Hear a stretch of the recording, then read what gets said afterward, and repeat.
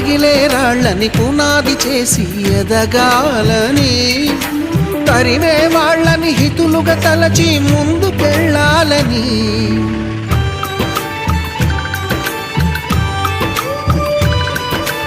కన్నుల నీటిని కలల సాగుకై వాడుకోవాలని, కాల్చే నిప్పుని ప్రమిదగా మలచి కాంతి పంచాలని, గుండెతో ధైర్యం చెప్పెను, చూపుతో మార్గం చెప్పెను, అడుగుతో గమ్యం చెప్పెను. నేనున్నానని నీకేం కాదని, నిన్నటి రాతని మార్చేస్తానని.